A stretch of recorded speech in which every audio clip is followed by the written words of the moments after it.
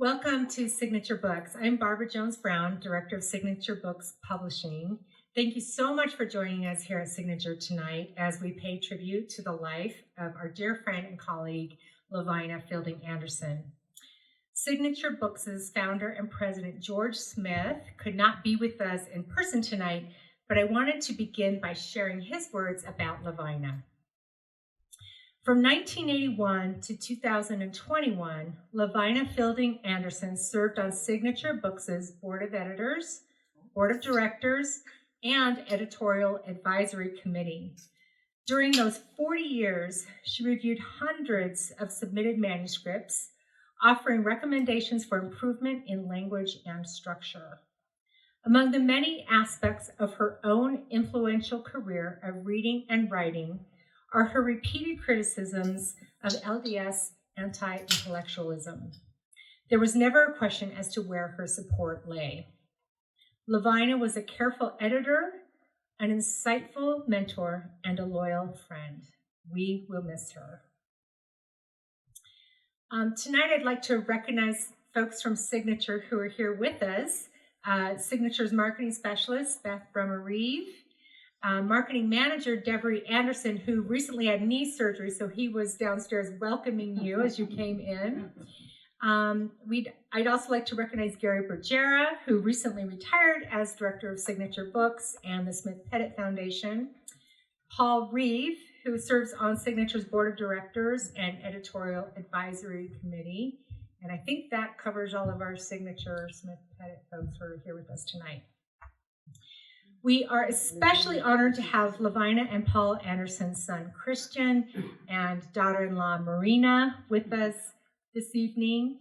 Marina's eulogy of Lavina and Christian's remarks about his mother at Lavina's funeral were both so touching and insightful that I asked both of them to begin our tribute tonight by sharing their thoughts with us again. We will then hear some thoughts from Gary Bergera and Martha Bradley Evans, who worked alongside Lavina in various capacities for Signature. Unfortunately, Marty had a conflict and couldn't be with us tonight, but Paul Reeve, again, a board member, will read her thoughts for her. We will then open up the microphone to any of you who would like to share your thoughts and memories of Lavina. So that everyone has a chance to speak, we just ask that you limit your comments to a few minutes. And then we'll plan on wrapping up in about an hour or so. We do plan on sharing this, a recording of this as a on our YouTube channel and also as a Signature Books podcast. So if you speak, just let us know if you give us permission or not. We can take you out if you'd rather not be broadcast that way, and we will proceed from here. So, Marina.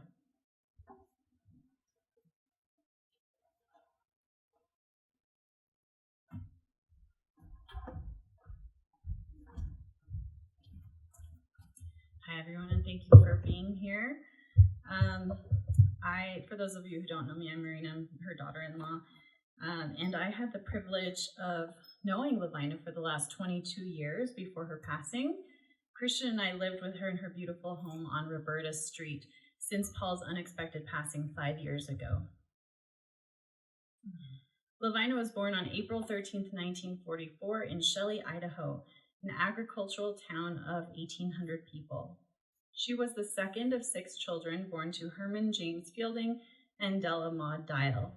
The family earned a living as potato farmers. When she was about 11, her family relocated from Idaho to the small town of Othello in eastern Washington in search of more farmland.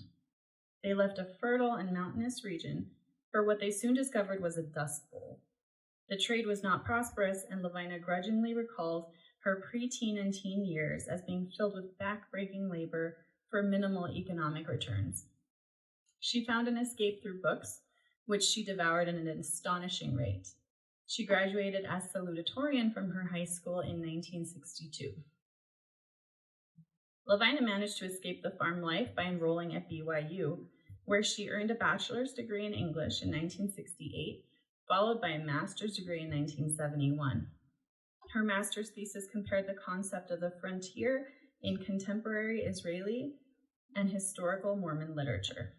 She supported herself through BYU by working as a teaching assistant and editing the Graduate Journal of Literary Criticism. She also interrupted her studies for 2 years to serve a mission in eastern France. After BYU, she relocated to the University of Washington in Seattle, where she earned a doctorate in English in just 3 years, defending a dissertation on the conceptualization of the Western U.S. landscape in 1974. With her PhD and a job offer under her belt, she moved to Salt Lake City to work on the editorial staff of the Ensign magazine for the next 8 years. While working in the church history archives, she met Paul Lawrence Anderson, a historic architect and museum designer. They courted, which was for a time unbeknownst to her, which is actually quite a funny story. And she writes about it, actually, one of the essays that might be in Mercy Without End. They were eventually married on June 13, 1977. Their only child, Christian, was born in March of 1980. Due in large part to ideological differences with her employer, in 1981, Lavina left to start her own editing business called Editing Incorporated, or Editing Inc. for short, a rarely understood pun on the red ink she liberally but lovingly distributed across her clients' manuscripts. Some of you were likely recipients of that. Lavina went on to have a successful career as an independent editor. Her editing projects and publications are too numerous to list, but here are some of her major accomplishments. She served as editor of the Journal of Mormon History for 19 years and continued as a copy editor another 7 years. She was the editor for the Association of Mormon Letters for 11 years. She was co-editor of the case reports of the Mormon Alliance and editor of its newsletter by common consent for over 20 years. She was copy editor for Dialogue, a Journal of Mormon Thought, for 9 years. She was a member of the editorial advisory board of Signature Books. She was the editor of Lucy's Book, a critical edition of Lucy Mack Smith's family memoir, published in 2001, and was until her passing working on the writing of Lucy's life, a biography of Lucy Mack Smith. She ghost-wrote many books, including some books for church leaders. Outside of Mormonism, she served as an editor for the Review of Higher Education for 25 years. Mormon history was her area of expertise, and she presented at many Mormon history conferences, including the annual Mormon History Association and John Whitmer Historical Association conferences. She also valued women's spaces and attended many women's groups and retreats, including Pilgrimage, Exponent 2, Retrenchment, and her Beyond Words book club.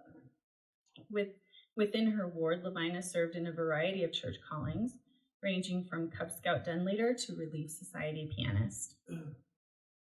Lavina's public excommunication for alleged apostasy as part of the September 6th in 1993 made headlines locally and nationally.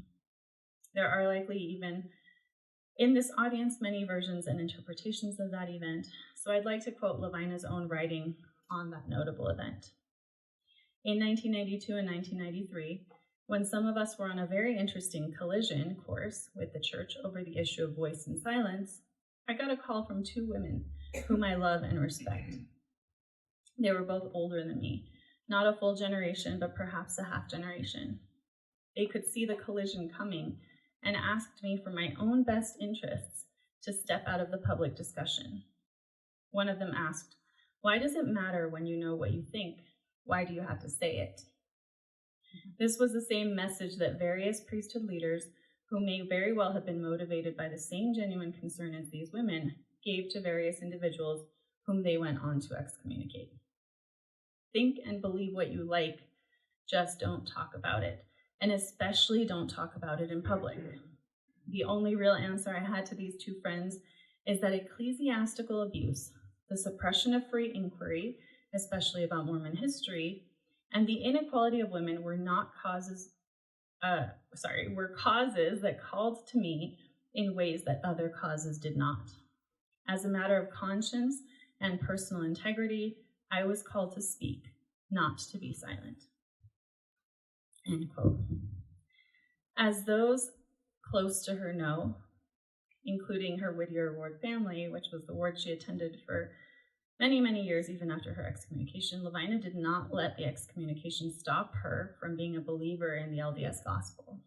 She continued to attend church faithfully until 2020, when the COVID-19 pandemic and her declining health made it too difficult to continue. She read her scriptures daily. She prayed at every mealtime, frequently adding a supplication to bless and guide her church leaders. She read every issue of the Ensign, New Era, and Friend. She loved listening to and singing church hymns. She served as the unofficial pianist in Relief Society. She was Mormon to her core, even if the institutional church did not acknowledge it. And Christian and I definitely witnessed this living with her the last 5 years, that we couldn't get away with not praying at a mealtime. She insisted on that sort of thing. And she read the Book of Mormon every year. In 2018, with the support of her bishop and stake president, Lavina began steps toward church reinstatement. President McLean reconvened the High Council Court on March 24, 2019, and as a result forwarded a positive recommendation for reinstatement to the First Presidency. After some intervening paperwork, the First Presidency ruled on August 7, 2019, that they would not authorize a change in her status, quote, at this time, without any reason given. Once again, Lavina did not let this decision define her or dissuade her.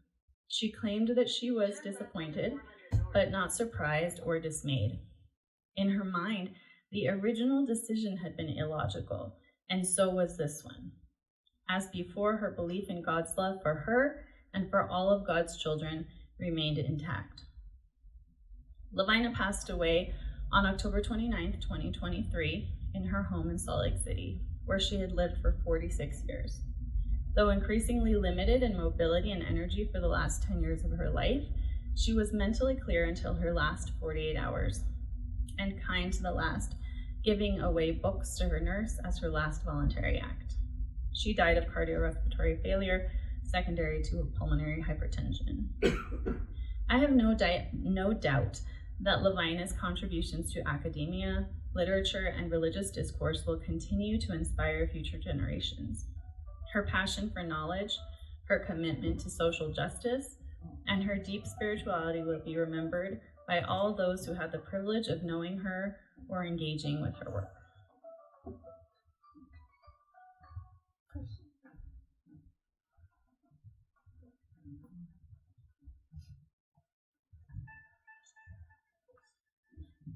Hello, everyone, and once again, thank you for being here. I will try and keep this brief since for many of you, this is a second installment. Even for those of you who aren't, I'm probably not adding much to what you already know about Lavina. She was someone who left an indelible impression everywhere she went by being constitutionally frank and incapable of dissembling. So I ask you to, in the funeral, between our talks was a talk by Lavina's brother, Lavina Fielding, who talked about birth to college years, and for a lot of you, that probably is where the new information is. Lavina didn't like to talk about her childhood on the potato farm, which she remembers without fondness.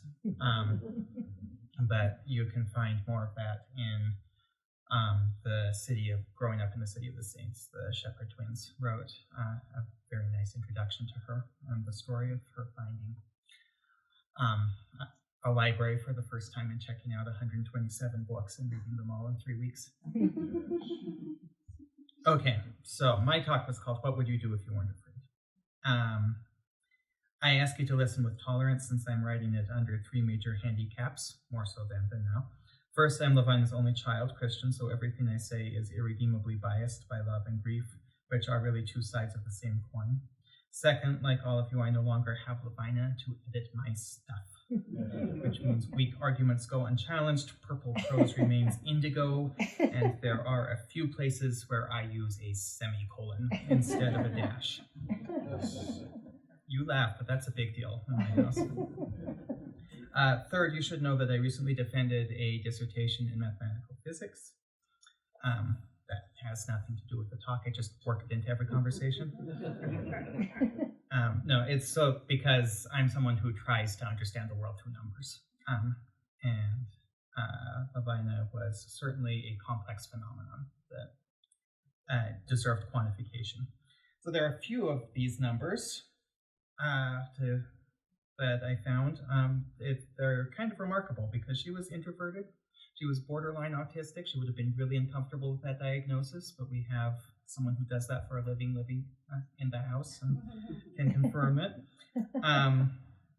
She would rather read than really do anything, yet somehow found herself as a figurehead for an entire community of inside edgers and sometimes outside edgers, the Mormon Church.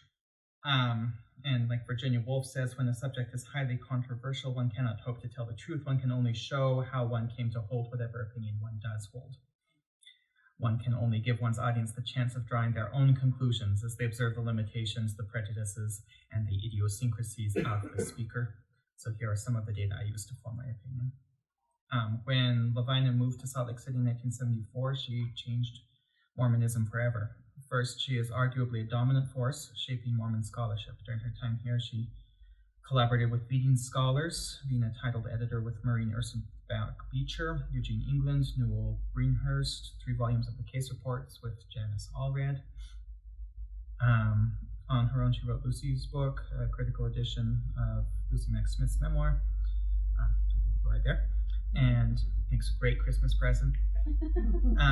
And the essay collection Mercy Without End, also available over there. The biography of Lucy's life, as Lavina says, is forthcoming. That's being finished by Christine Hagland and published by the lovely lady in the front row.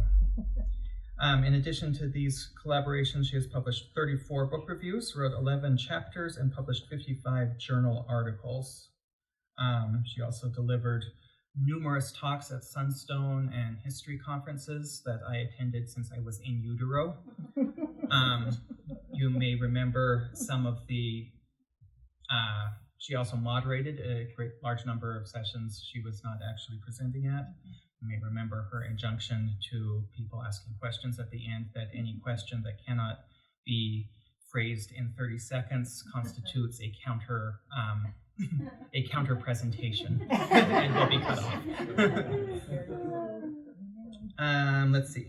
Her greatest influence, though perhaps the one that's hardest to see, is that she edited 311 books and journals. The list is on the website, elavina.org. And it's a pretty substantial fraction of the Mormon Studies literature of the mid-'80s to mid-2000s. Though she was mostly the most broadly read person I know and really could have edited a whole lot of other things, she decided to stay in this religious tradition and to devote herself to that in ways that few lay members ever have.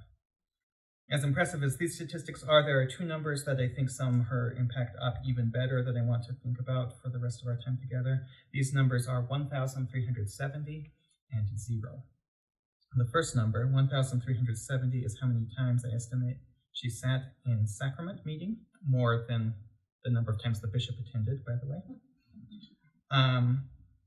and watched the symbols of Christ's universal love for everyone, visitors welcome, be denied to her specifically and only.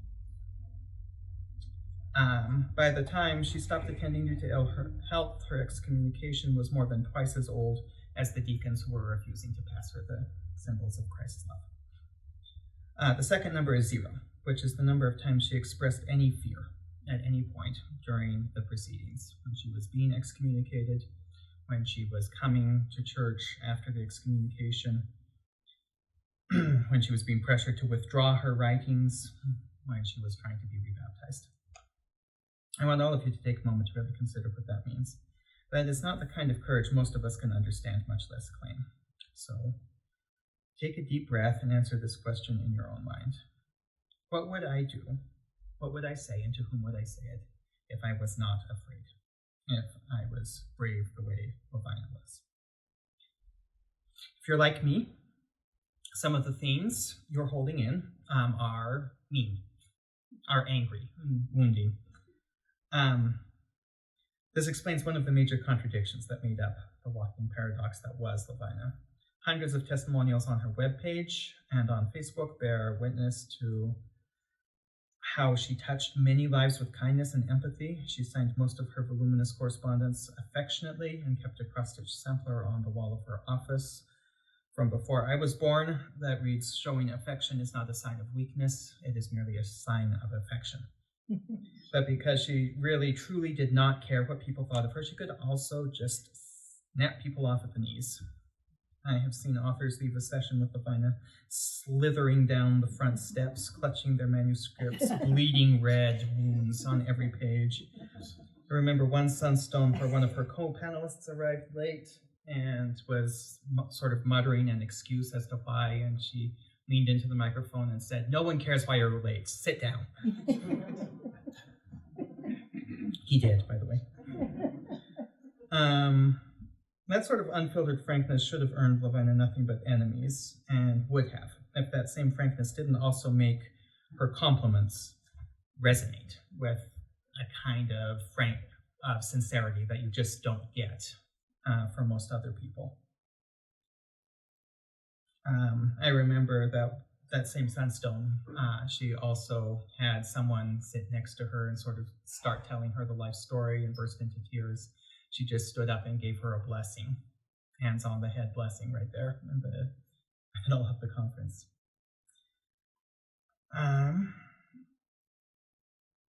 I hear some of you saying, but what about relationships? Who can live looking into an unflattering mirror like that? Many of you were here 5 years ago for Paul's unexpected funeral. Not here, there. Lavina wasn't the only LDS scholar moving to Salt Lake City in the mid-70s. Many of the new arrivals to Salt Lake City were doing projects related to church history and had formed 4 groups of people living together. Paul, who was the architectural historian, decided to do a progressive dinner where everyone could go see everyone else's houses, and he called people up so he could write it as if it was a tour guide, that you were going to the great houses of Utah or something, great Europe. He called Lavina, and when she answered the phone, she was listening to a piece of music by Brahms that we had played at the funeral. It had always been one of his favorites, and after chatting with her on the phone and at the progressive party itself, decided to ask her out. He mentioned this to someone who had recently also dated Lavina, and he said, "Absolutely don't do that, she's an ogre." Paul was the sort of person who appreciated frank honesty. This other person was not. Forewarned, he did not take her to dinner, but instead to Deseret Book, and said, "Let's split up and meet back at the checkout counter at 45 minutes.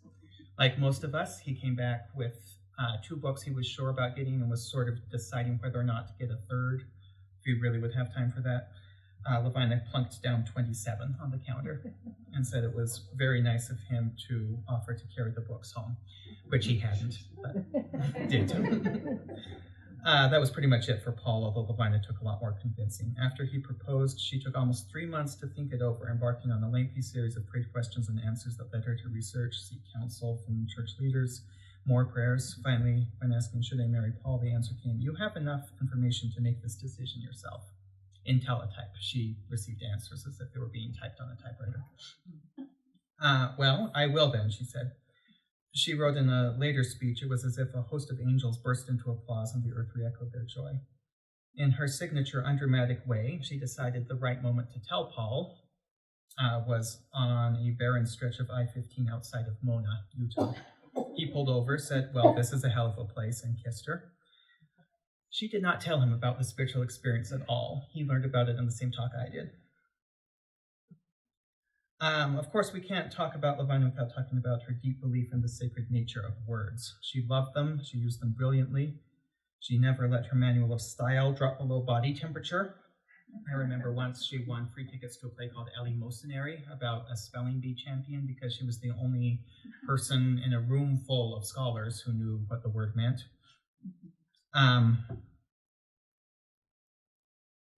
She carried this It means financially charitable, by the way. A good thing to keep in mind for Giving Thursday. She carried this love to ludicrous extremes at times. I remember her napping in a hotel room while Paul and I were channel surfing, and the commercial for diapers came on with the tagline, "Love your baby, give them Pampers." Lavina woke up, said, "Give him or her Pampers," and went back to sleep. Another time, Lavina was driving me home from middle school with a friend. We were talking the way teenagers do, and she suddenly shouted, "If you say the word like one more time, I'm making you walk home." When my friend did, in fact, use the word like one more time, she pulled to a screeching halt on the middle of 3rd West and glared at him until he apologized. She respected words like this for a couple reasons. First, they were her escape from the manual labor of the farm. Although she loved nature, she hated working outdoors. Second, words were her window into other people. For all her kindness, she had difficulty understanding how others thought and what they felt. The memorial, for example, was held literally over her dead body. She did not want anyone to come, and was confused as to why anyone would think anyone would want to come. She had nothing left to contribute, and so anyway. But most importantly, she respected words because they let people be seen clearly. She loved working as an editor because she could help people present their best selves clearly and honestly. People responded to this. One woman wrote on her wall, "You may have had one son, but you have mothered generations of Mormon sisters and daughters." As we know, this compulsive honesty combined with caring for others led directly to her excommunication. When she realized through her work at the Ensign and in the archives that the lack of checks and balances was leading to a whole lot of ecclesiastical abuse, it wasn't just her, it was just about everyone she knew and worked with on a daily basis. She believed that she could solve this problem by documenting all of these problems through excellent, impeccable scholarship, much the way Lester Bush, the recently departed earlier this week, had written a brilliant article to help President Kimball see the origins of the priesthood ban. Lavina always decided that the way to show love was by changing the world so everyone felt welcome, not by trying to change herself to tolerate injustice. It is a mark of how carefully she researched the problem that not one authority nor anyone involved in the 138 court cases she reported has ever even suggested she said something untrue. Sadly, scrupulous accuracy was not enough this time.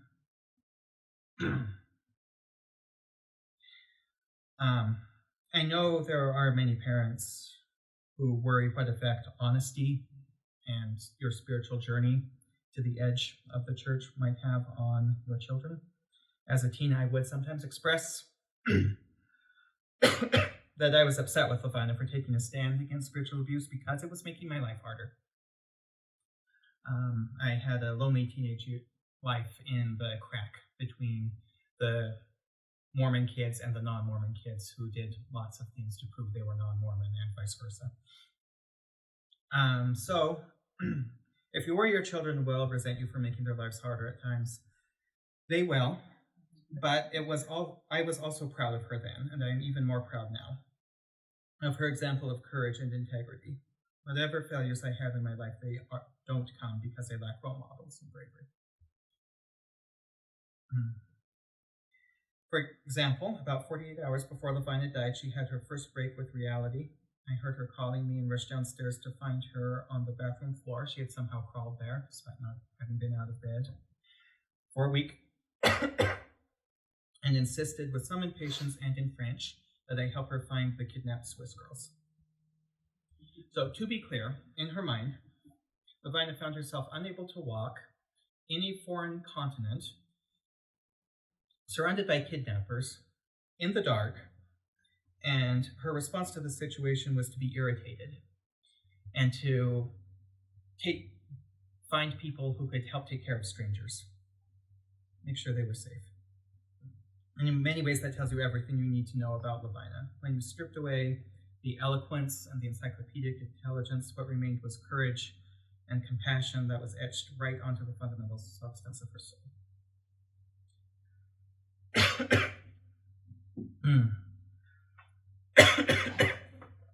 I also want to thank the Whittier Ward, who was remarkable in supporting her throughout this. Thank you. I'm inhaling a little speck of sentiment. Yeah, sentimentary rocks. Layers here. After she was excommunicated, of course, she could hold no church callings. However, there were two different bishops who conveniently forgot to call a Relief Society pianist. So every week they would need an emergency substitute, and Lavina just happened to be there with her hymn book for about 12 years. Also, when the Sunday after she was excommunicated, when we walked there the first time, Paul had to conduct the choir, and I had to pass the sacrament, so she had to walk from the door to her bench alone. And she writes about this in Mercy Without End. She says, "The bishop was standing at the door to the chapel. He pulled me into a hug, smiling warmly. The walk, it was a very long walk, but not because it was a hard one. It was because people kept stopping me, hugging me. When I sat down, it took me a minute to realize what I was feeling. Pride. I was so proud of my ward. They were behaving exactly as you'd hope a Christian community would behave." I think it's true that at the grassroots, there are really exceptional people in the Mormon Church, and I think that is the way the church rolls forward. So, Lavina's courage and compassion, as we all know, got her into trouble, but I think they are also the reason we are still here, celebrating her today, because we don't mourn the passing of a woman who did what others told her to and came to the death full of regrets.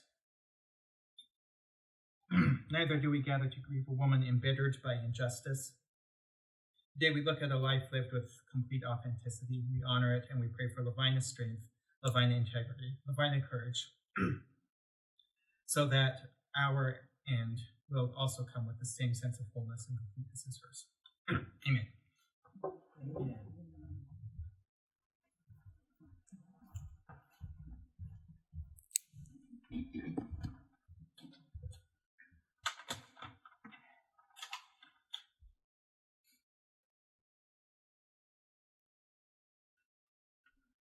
Only now do I realize that, second to my mother, Lavina Fielding Anderson was the most important woman in my life. Her friendship, support, and love were unconditional and boundless. Her example showed me what was possible, not just in writing and scholarship, but in how to navigate a life of intellectual honesty and fearlessness. I must have met Lavina earlier, but I first got to know her when she asked me to join her all-volunteer editorial staff in helping to edit Dialogue, a Journal of Mormon Thought, beginning in about 1983. I had recently graduated from BYU with a master's degree in public administration, had published articles in the Utah Historical Quarterly and in Dialogue, had been involved with the Seventh East Press, and had started to work with Ron on a history of BYU. Lavina was an incredibly patient, supportive mentor. Her occasional staff meetings and one-on-one training sessions were priceless introductions to the delicate, dangerous art of editing. As she approached each manuscript, Lavina functioned as the author's best friend and confidant. Her only interest was helping the author to produce the best work possible. Not every author agreed, but every manuscript was better thanks to Lavina's skillful intervention. Beyond editing, Lavina was a model of scholarship and perceptive, careful writing. Following her example closely constituted a master class in both editing and scholarship. Beginning at Dialogue and extending off and on through the next 4 decades, primarily at Signature, where Lavina served on the Board of Editors, Board of Directors, and Editorial Advisory Committee, I was privileged to work closely with her. Lavina was a strong, articulate, sometimes fierce voice for a variety of points of view. In my experience, I never once heard Lavina recommend against acceptance of a manuscript merely because she disagreed with the author's stance. Never. What mattered to her was the author's use and interpretation of sources, the author's quality of writing, the author's clarity in presenting their arguments. While I know some reviewers rely on these considerations as smokescreens in order to dismiss works they disagree with on religious ideological grounds, Lavina never did. In her embrace of Mormon studies, Lavina's focus was scholarship, not apology. The LDS Church's disciplining of Lavina in 1993 brought me as close to severing my own relationship to the Church as anything ever has. In fact, I sometimes wonder if the only thing holding me back was cowardice. And while I'm certain I would not have responded as she did to the Church's mistreatment of her, I remain in bewildered awe of Lavina's continuing commitment thereafter to the religious ideals she was raised on, and especially of her own powerful spiritual experiences. In 2011, and again in 2016, Lavina and I talked about death. In both instances, I shared the story of my father's older sister. She'd worked as a nurse in Carbon County for more than 50 years. In the years after she retired, she was diagnosed with stage 4 stomach cancer. She knew what the treatment would be like, as well as what her prospects were, and she declined all therapies. Following her diagnosis, she spent her remaining time at home. She stopped eating and only took medication to manage her pain. She survived for about 2 weeks, and, attended by her daughter and husband, was bedbound for only the final 24 or so hours. Lavina told me that she admired my aunt, who she said had died on her own terms. Lavina said that she'd explained to people what she intended when she faced death. She said that she didn't expect to live to age 80 or much beyond. Earlier this year, I asked Lavina for a copy of the sermon she read at Linda King Newell's funeral in February. After I received it, I suggested lunch and offered that Ron and I could pick up some food and take it to her place. She didn't say no. Time passed, life intervened, and eventually it became clear that lunch would not happen.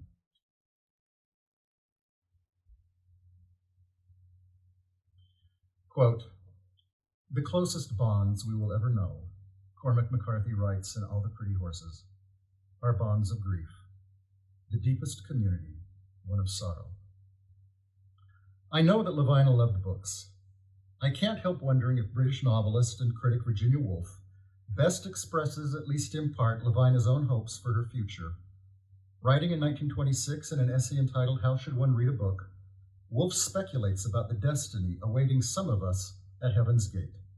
Quote, "I have sometimes dreamt, at least," she concludes, "that when the day of judgment dawns and the great conquerors and lawyers and statesmen come to receive their rewards, their crowns, their laurels, their names carved indelibly upon imperishable marble, the Almighty will turn to Peter and will say, not without a certain envy, when he sees us coming with our books under our arms, 'Look, these need no reward. We have nothing to give them here. They have loved reading.'" Thank you.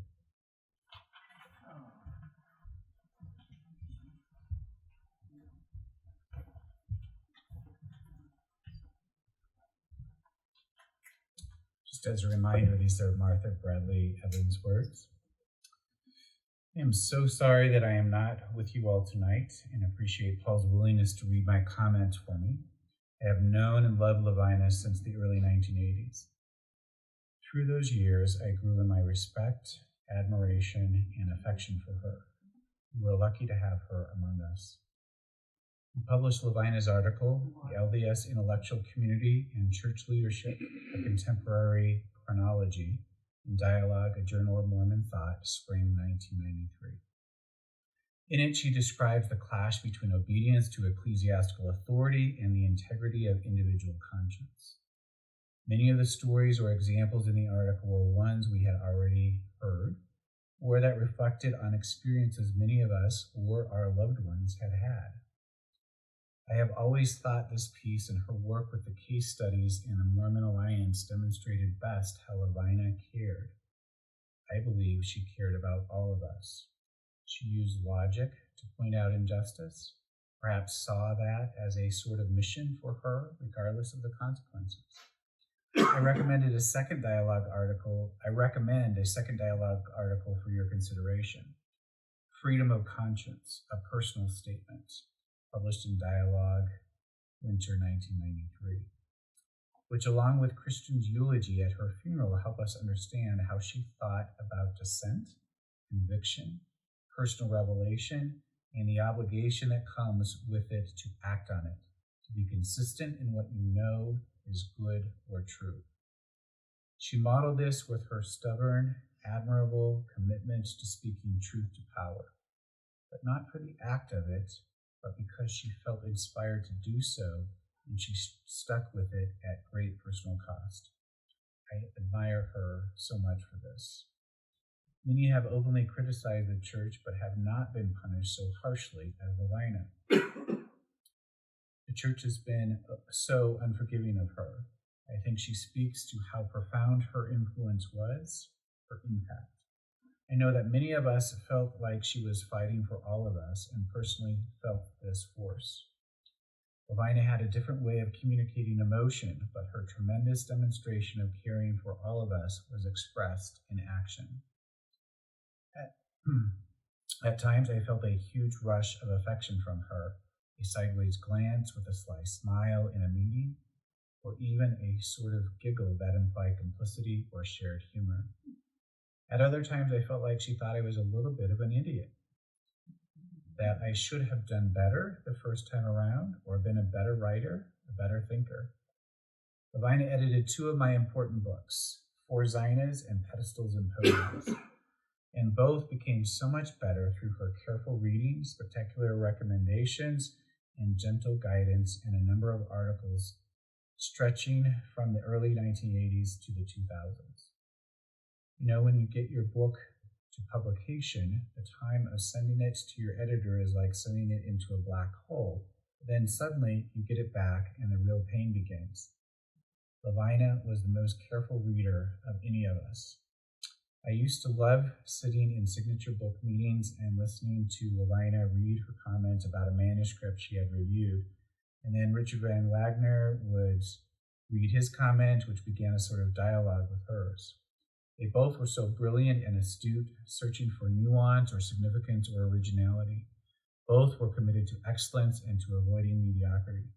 Lavina was also such an intriguing reader. I always loved listening to her comments because she saw more than any of the rest of us.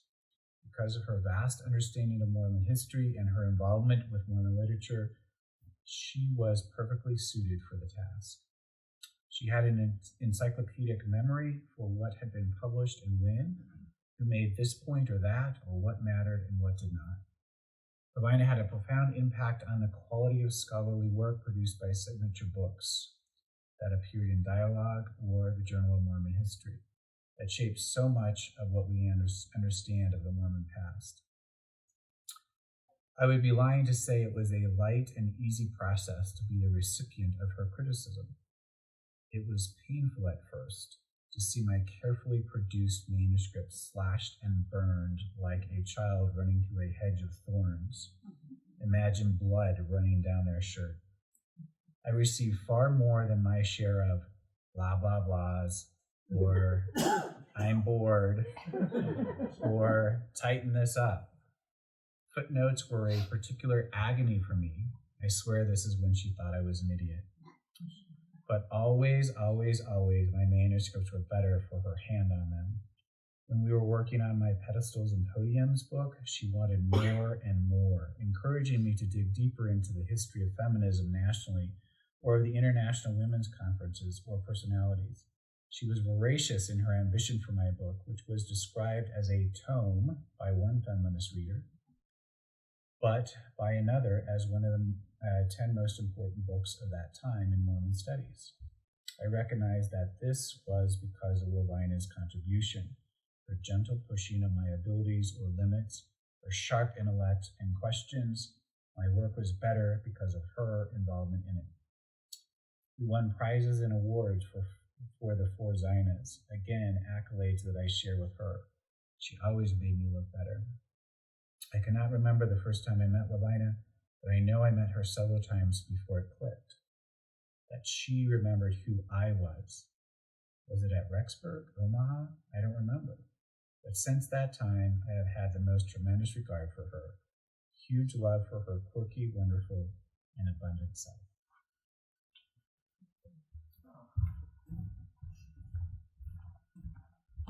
Thank you, Paul, for reading Marty's words. Thank you, Gary. Thank you, Marina. Thank you, Christian.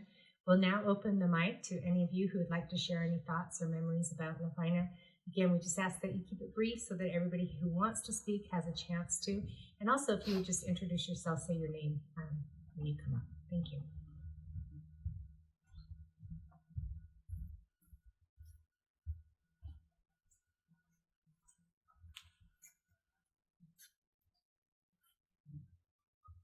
My name is Janice Allred. I first met Lavina in 1969. We were in an English class at BYU together. I remember her. I do not think she remembered me. She was, at that time, a brilliant scholar, as she always was, and I was just a bit more autistic than she was. Then I always remembered her. And we were living in Princeton when she became an editor. She was something for the Ensign, and I noticed her name. Again, I thought, oh, Lavina, you're doing another wonderful thing. And then her name was changed later on. Anderson was added. No one told me, but I know who it was. It was Paul Anderson, our friend, whom we had known at Princeton. So for me, I have always had a very deep spiritual connection with Lavina, even before she knew me. She first knew me in 1992 when we worked together in the Mormon Alliance. As Christian mentioned, we did the case reports together, and this was a really interesting process for me to work with Lavina. Lavina liked to be in charge, and I was fine with that, so she gave me my jobs to do, which I fulfilled as well as I could. Our first volume was in 1995. It was about child sexual abuse in the church. This got quite a bit of national attention, and there were quite a few different, the press wanted to talk to Lavina about it. Well, this came out just in the summer, and some of you probably know, every summer Lavina went to her cabin and she did not emerge. So she said to me, okay, Janice, you do all the interviews. Did I want to? No, of course not. But I was willing to do it. But they did not want to talk to me. Lavina was this was just before my own excommunication, I think. Anyway, she was always much more famous than I. So they kept making different offers. Well, will she do it if we do it like on a Sunday when she's down? So, of course, I could not call her. So I would walk, I drove my car, walked to her cabin, gave her the proposal, and she said, no, I won't do it. So I said, okay, you have to do it, Janice. Okay. So I would go back, and they would then make another. I went up 3 times, each time thinking, surely she will do it now. They were going to come up there. And she always said no. But did they want me? No. So we did not do interviews. So Lavina and I worked together on many different projects, but we also had a really, really strong friendship. She helped me so much during my own excommunication, both with the process and also with the account that I wrote.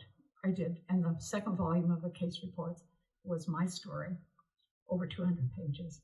And Lavina helped me first by when I was going through the process, after every interview with a bishop or a stake president, whoever, court, whatever, I called her and gave her an account of everything that had happened, everything that they had said, everything that I had said. So then I had this record that I could use. When Lavina only edited a few of my things, and she really was pretty light with me. The only thing she would sometimes say things like, with that, how did you feel? Or put more here. When she suggested changes in a sentence or the grammar, we would always talk it through. I never just said, okay. we would talk it through, and she would say, I would say, sometimes she would say, "You're right, Janice, what you want is better than what I said." So anyway, we both have a love of language and words. I had to laugh when I heard Christian say about the difference between the semicolon and the dash, because the day before the funeral, I had been helping my granddaughter with a paper she was writing, and I had given her a short lecture on when to use a semicolon and when to use a dash. So the other thing that Lavina and I shared was a deep love of Jesus Christ and the gospel. We talked about it many times. We had spiritual experiences together. We were in a book group together for several years, maybe, I can't remember, maybe 10 years. And I could drive, but I was not able to drive home in the dark. So I always stayed in their home. And it was always wonderful for me because, and this is Lavina, after the book group, she always went to bed and Paul stayed awake, and Paul and I would talk about all kinds of things. And then, so I got to be friends with Paul too, and I got to be in their home. Lavina, when she went into hospice, the message that I got was she was getting no more, that she was not wanting to visit anyone. And I felt, Lavina, we have been through so many things together. I know you want to see me, so I told Christian, "Can I see Lavina?"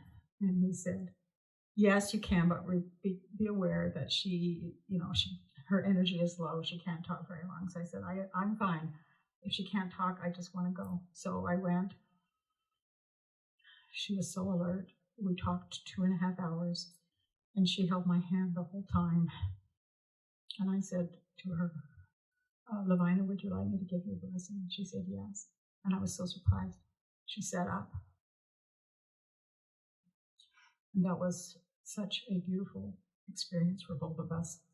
And I kissed her and I said, "I love you." I said, "I will come back and see you again if you want me to." She said, "No, this is goodbye." So it was goodbye. And I knew because of the spiritual feelings that we had together, I knew that she would not linger much after that. And she didn't. It was only a few weeks after that she died. So I wanted to share those things with you about my dear, beloved friend, Lavina.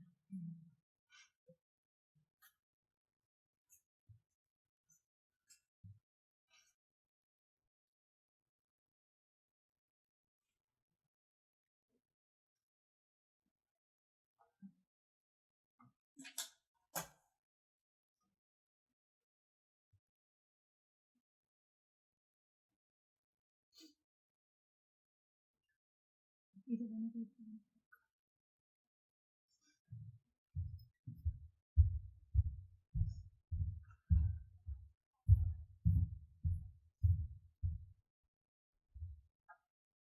I'm reading some thoughts that Todd Compton put together to be read tonight. So these are Todd Compton's words. "I don't remember when I first met Lavina. I might have known about her when she was one of the September 6th in 1993. I had a lot of respect and admiration for all of that group. I was just starting my own work in Mormon history then. However, I think she became familiar with my work when In Sacred Loneliness was being evaluated, edited, and published by Signature from 1994 to 1997. She must have introduced herself to me at an MHA gathering, and then she asked me to be on the editorial board of the Journal of Mormon History. After that time, we were constantly exchanging emails, and she edited papers I published in the Journal of Mormon History and Dialogue. We became friends, and sometimes were able to meet on my visits to Utah. When I was writing an article for Joe Geisner's book, Writing Mormon History, about how I researched and wrote In Sacred Loneliness, I found out for the first time that Lavina had been a reader for my submission manuscript, so her positive recommendation led to my book's publication. I think she recommended me to Colford Books to update and edit Leland Gentry's Missouri PhD thesis, and she was involved. And because she was involved, I accepted that offer. This was published as Fire and the Sword, A History of the Latter-day Saints in Northern Missouri, 1836 to 1839. I edited Gentry's book chapter by chapter. Then the chapters went to her and were made even more readable. I remember one thing she did that greatly improved the book. Whenever a person in the text was identified only by his or her last name, Lavina asked that the first name be added. In other words, if Gentry had written, in point of fact, Comstock's company was detailed, Lavina would add a note asking me to find and add Comstock's first name. At first, out of pure laziness, I felt a bit reluctant to do the hard work to identify people in that way. But after I had done it a few times, I realized how valuable and important that information was. While I hadn't been able to immediately identify who those persons were, I found that by doing the work to add the first name, I was often led to find background and little biographies of those persons, which helped me to understand them and the incidents they were involved in. And now when people read Gentry's book as published by Coburn Books, if they wonder who exactly Comstock was, they will know that it was Nehemiah Comstock, and it will be much easier to identify him. Just that aspect of Lavina's editing made Gentry's book more helpful for historians and readers. I often think about little things like that in a history book. Readers and even historians won't notice that anything has been changed or improved, but Lavina's edits deepen the historical context in subtle ways. Lavina played a crucial role in getting my books published and more readable. I have found that other authors have similar experiences with Lavina, that she has generously helped books and articles get started, accepted, edited, and published. She certainly helped shepherd my books and articles towards publication. It was always fun to see Lavina when I was in Utah. One time my whole family dropped in to Lavina's house and she shared toasted cheese sandwiches with us. When I listened to Lavina's funeral via Zoom, I found that she and Paul deeply loved music. One year, Laura and I made a sampler of music to send to friends around Christmas time, filled with some of our favorite music. Lavina was very appreciative in her thanks for it, and she told how one time they misplaced the CD, and apparently things came to a standstill in the Anderson household until they were able to track it down. I remember one time I was talking to one of my friends from Community of Christ, and Lavina's name came up, and he said, "Oh, I think Lavina is kind of a Martin Luther King figure in Mormonism." I haven't talked about Lavina as a courageous historian, an opponent of spiritual abuse, as I've emphasized our writing and editing. I also viewed her as a spiritual guide, as well as a wonderful friend and editor.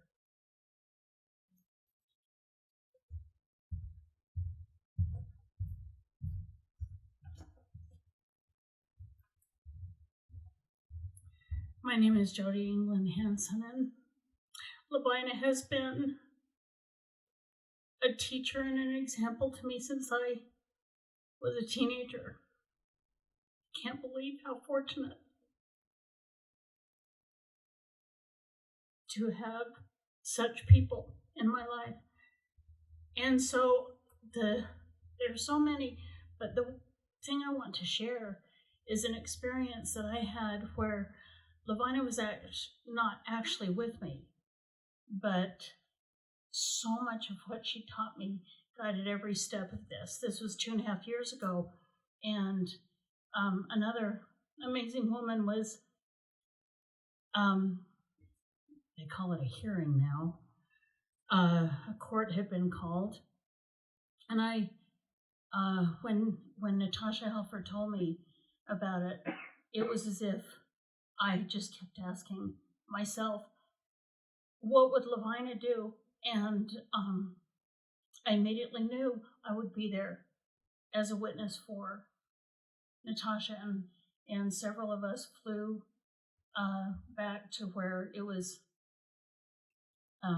technically in no way, shape, or form, according to any kind of guideline or church policy, being held basically illegally.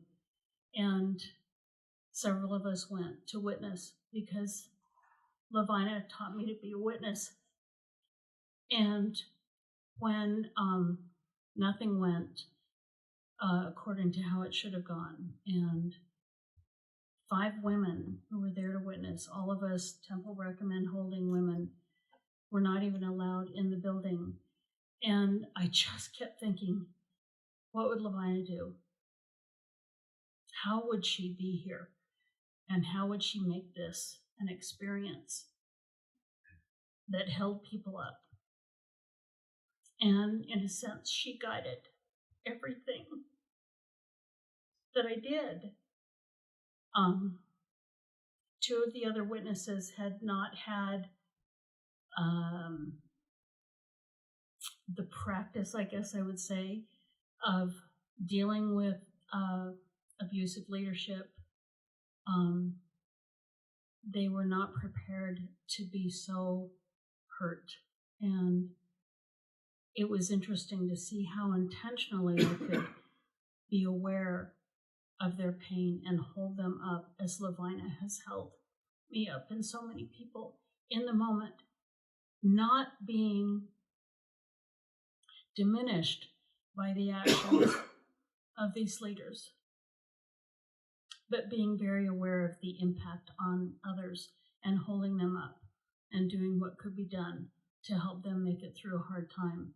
And then also to continue to be a witness of what was happening and speak.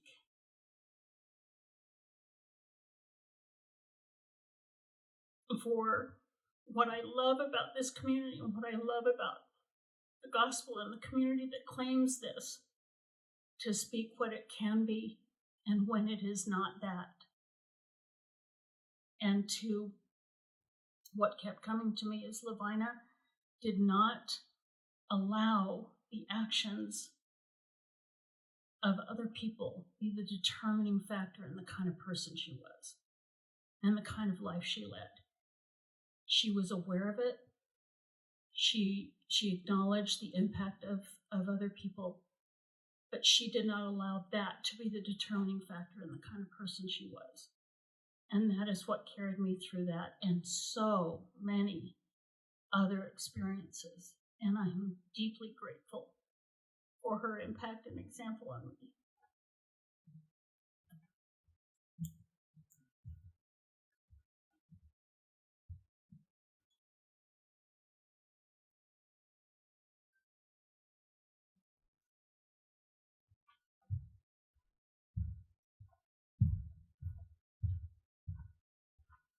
I'm Claire Barris. I haven't been rubbing shoulders with Lavina like most of you have, and the stories accounted so far today. I lost my traditional testimony in about 1989 and was very alone because I didn't know anything about Sunstone or dialogue. I was just alone. And after, if I've ever had answers to prayers, I was felt like I was led to Sunstone and dialogue. And there was Lavina, among other iconic people that was really a home to me. And these people became larger than life and so important to me in my journey. And I remember when Lavina gave her chronology of tensions between the church leadership and the scholarly community. And I was just, that was epic and troubling, but an example, I thought, of putting courage and integrity and truth above all else. And I was really struck by that. And I continued in my home at Sunstone.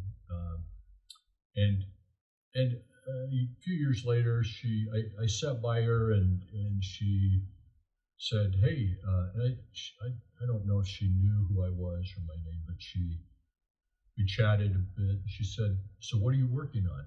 And I'd never envisioned myself as someone who might present a paper or publish an article, but that got me thinking and like, geez, maybe I could do that. And then a bit later, she ended up editing the first thing that I did publish in the Journal of Mormon History. And I was so proud that she edited my piece and had inspired me to even consider that I might be able to do that.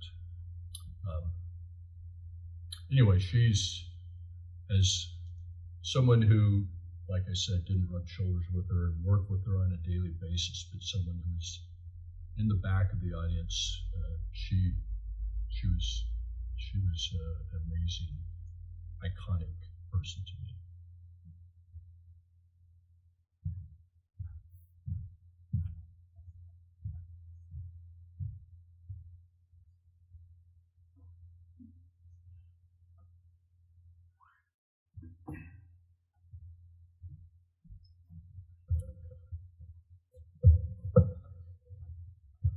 Good evening. I'm Alan Roberts. I've known Lavina and Paul since before they were married. So that would be 1974. I first met Paul when he came to my house in Spanish Fork in his yellow Porsche, and we talked about Mormon historical architecture and became good friends right off the bat, and I met Lavina shortly thereafter. Over the ensuing decades, I worked with Lavina on the editorial board of Signature Books for about 12 or 13 years. For 6 years, she was the editor while Gary and I and Marnie Bradley edited Dialogue. I was on the editorial advisory committee of the Journal of Mormon History with Lavina. I worked with her on the Lowell Benyon book and Salamander book, and anyway, had a lot of experiences with Lavina, and I think I concur with everything I've heard tonight about her. I think it's all beautifully accurate and heartfelt. Just a couple of memories that are even humorous in a way. One day, Peggy Fletcher and I, who were co-authoring or co-editing Sunstone, decided we wanted to meet all of the key figures in the Mormon history community. So we decided to take Lavina to lunch at a fancy restaurant in the old Jewish synagogue downtown. And we had a great conversation. When we got done with lunch, I looked in my wallet and I didn't have any money, and Peggy looked in her, she didn't carry a purse, but she didn't have any money. And so Lavina, guess who paid for lunch? Then there was an occasion I was involved with Lavina and the others, Janice and others, in the 1993 purging of Mormon intellectuals, going to the vigils. I see Maxine here and Janice and others who were right in the middle of all of that. And on Sundays, the Mormon Alliance group would meet at either Paul and Margaret Toscano's or sometimes at Lavina's and Paul's. And one day I decided our group needed a theme song, something to rally us together. So I brought a tape recorder with a tape and I played it. I didn't tell him what it was. I played it, and it was Tom Petty's "Don't Back Down." And Lavina, when she heard it, just laughed. You know, I hadn't seen her laugh like that before. That was great. I actually have a number of experiences similar to this that I can relate, but on the more serious side, when Paul passed away, and by the way, it was a week after my retirement ceremony at Cooper Roberts, architect. That's what I did at the time. And Paul came, and he and I talked about editing each other's manuscripts on 19th century for me and 20th century for him, Mormon architecture. And he's a painter, and I'm a painter, and we said, let's go out painting together. And then a week later, he passed away, and so I never got to do that with him. But shortly thereafter, I called Lavina to see how she was doing. And she said, you need to come over to the house and you need to go downstairs into the basement, into Paul's studio, and just take anything you want out of there. And so I said, okay, I did. And it was a mess. I guess you guys remember, it was total chaos.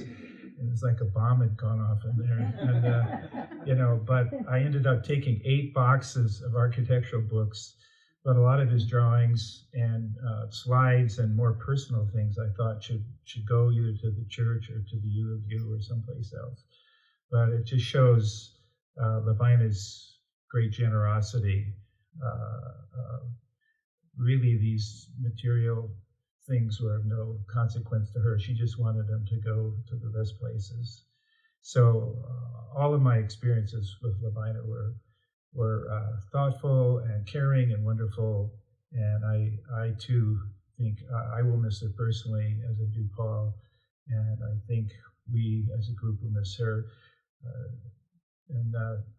Talking recently with Adrian here on the front row, she observed how in the mid-70s, all of these things sort of bloomed. Sunstone came on the scene, dialogue was already going strong. The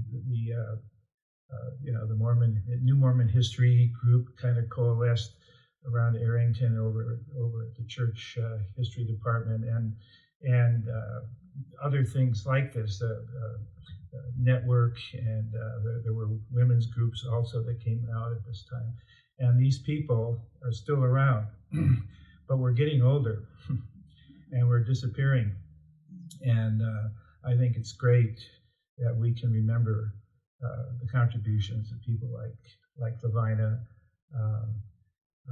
If she's looking down on us right now, I'm sure she is smiling. I think she's full of gratitude for our remembering her and caring about how much good she did for all of us.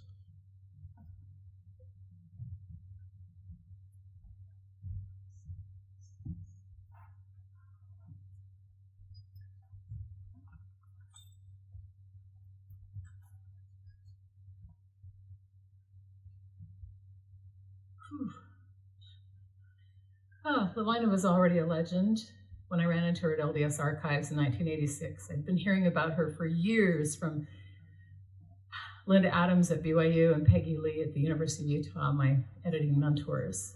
And my friend Ben Whittle remembered Lavina in the 60s as always running up the stairs at BYU to the Daily Universe, briefcase in hand, like a woman with a mission. And I thought, that's Lavina, 100% engaged and present. Lavina and I led unusually parallel lives, both born in Shelley, Idaho, and raised there. And then our families both moved to Eastern Washington in the early 60s, where we both graduated from high schools, competing high schools in Sunnyside and Othello. But Lavina was a dozen years ahead of me in age. But I used to drive potato truck between Sunnyside and Othello. In a 10-wheeler, I would drive over the Horseheaven Hills, pick up potatoes from the farmers in Othello, drive them back to Sunnyside, and I'm confident that I hauled potatoes for her father without realizing who he was. But we both went to BYU, and we both served missions when women weren't supposed to go. And we both planned to go to the University of Washington, where she went, but I diverted to the U of U. Then we both ended up in Utah as editors working for the church, her at the Ensign and me at BYU. And then we both went independent for probably the same reasons. We really were both fiercely independent, so we became independent editors in Salt Lake and got to know each other.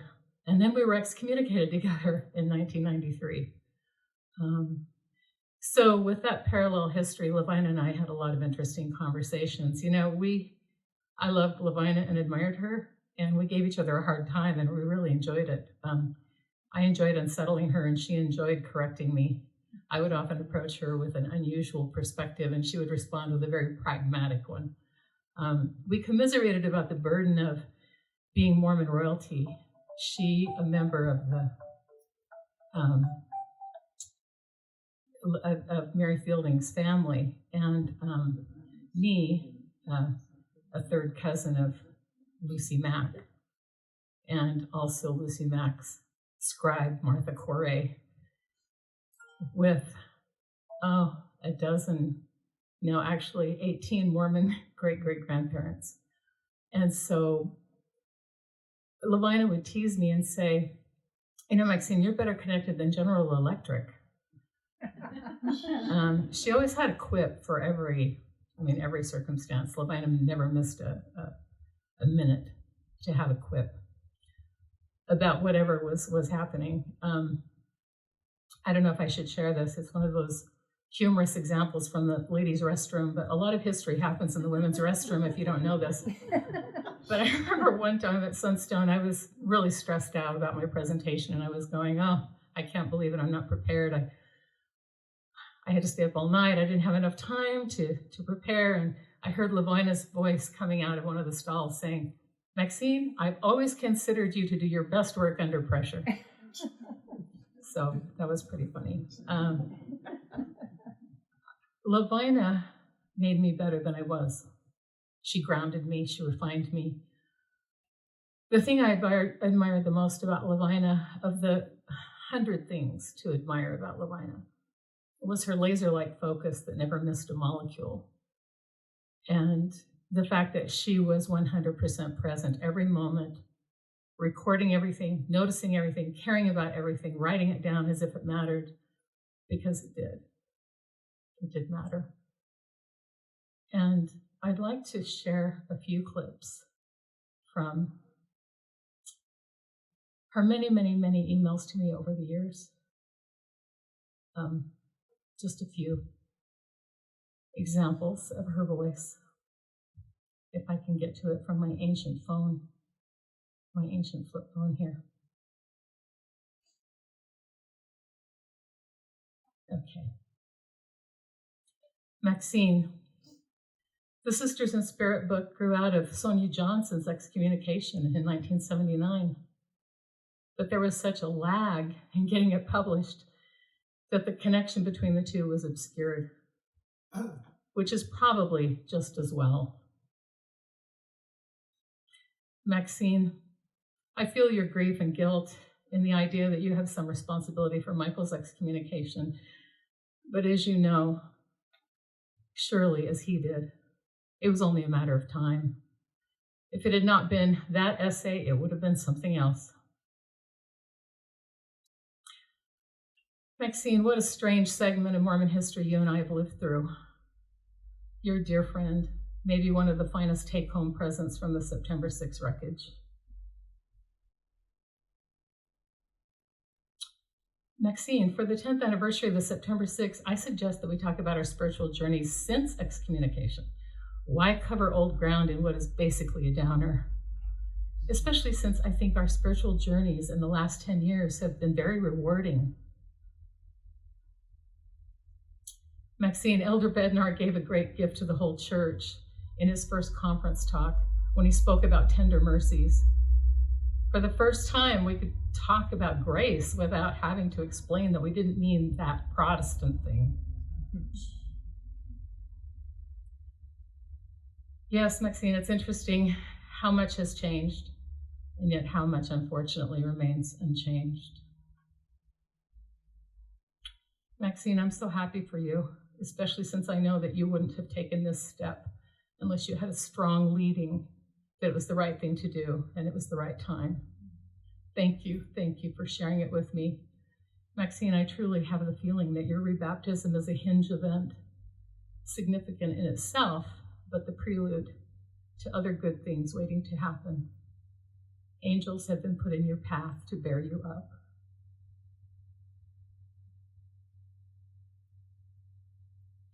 Maxine, the anniversary of Paul's death was a bittersweet experience, followed immediately by the reconvening of the High Council Court on Sunday. The verdict was to recommend reinstatement to the First Presidency. President McLean said over and over that he had no control over the verdict, which could be yes, no, maybe, or something completely unexpected. But I feel immense peace, Maxine. And I know that you know what I mean, since I have fulfilled what I consider my promise made 25 years ago.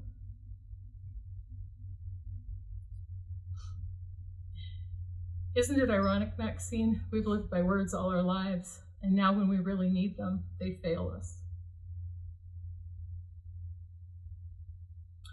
Maxine, I think it's such a blessing to avoid a prolonged illness with all the attendant fears, tests, hospitalizations.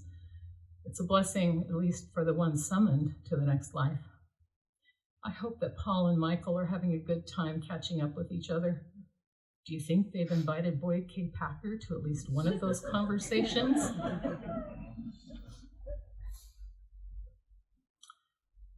Maxine, what a great way to start off the Quinn Conference. Wonderful job telling the story with all the pieces in place. Thank you.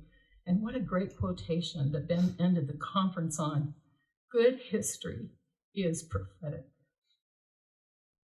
Did you have any sense of Michael's presence during the conference?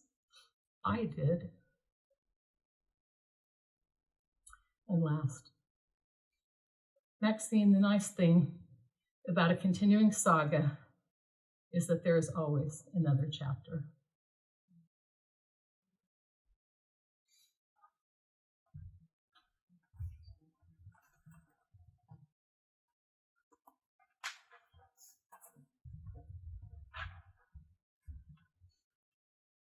Regrettably, it's time for us to close, but thank you for all of you who have shared your thoughts. It was very moving to remember Lavina in this way, and I'm sure many more of you have thoughts that you'd like to share as well. If you wanted to share them in an email, then we at Signature can make them available with the public as well if you would like. In closing, I was thinking a lot about, was it you, Christian, that said that Lavina only had one son, but she mothered a generation of Mormon sisters and daughters? Quoting someone from her wall. I'm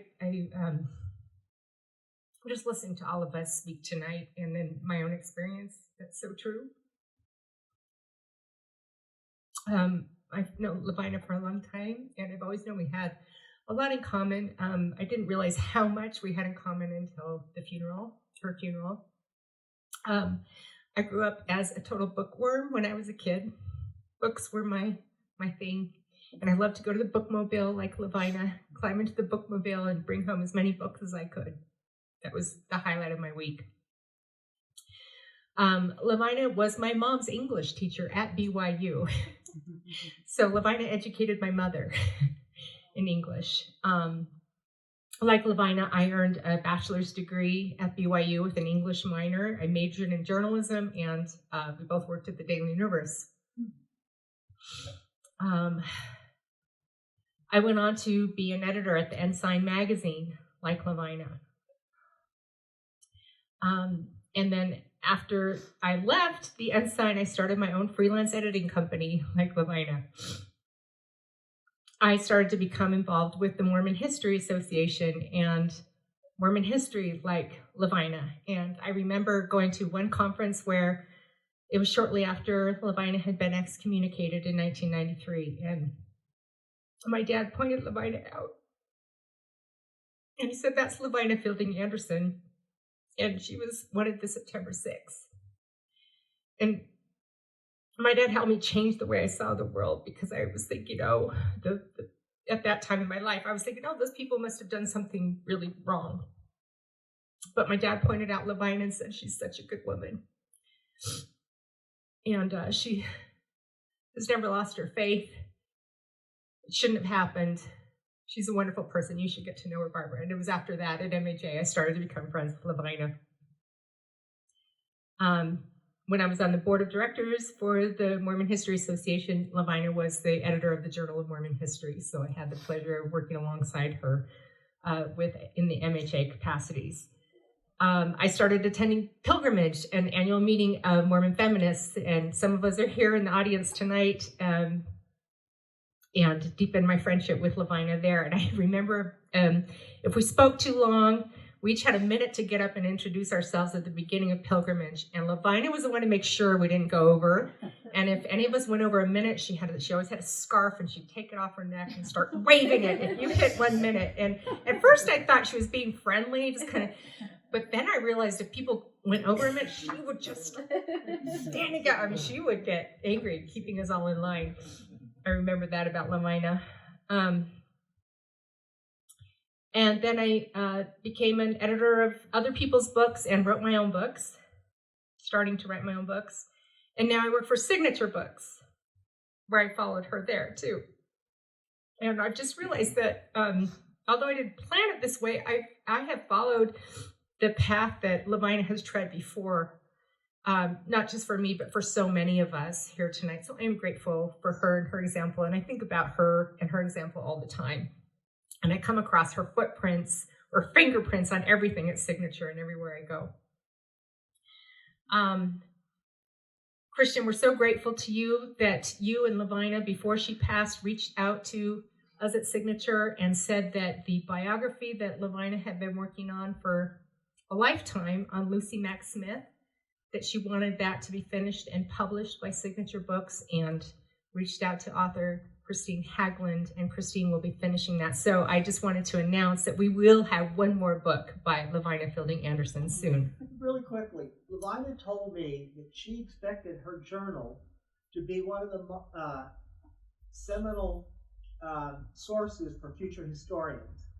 And I feel like she's saying right now, all you people out here who have memories of any of this stuff, be documenting it, because somebody down the line is going to need it. Thank you. That book is forthcoming. I'm also excited to announce we've talked a lot about D. Michael Quinn, who was a dear friend of Lavina, who also wrote about Lavina in his memoir. His memoir, titled Chosen Path, will be published. Its release date is December 18th, so in the next few weeks here. And so I hope you'll all look forward to reading that. Thank you again for all of your thoughts and memories shared, and we look forward to sharing this with the greater public. And also, I just wanted to remind all of you that we have a gift, Lavina's last book that she wrote, besides this forthcoming one, but Mercy Without End. We have a gift for all of you who would like to take one home in memory of Lavina tonight. Thank you so much for coming tonight.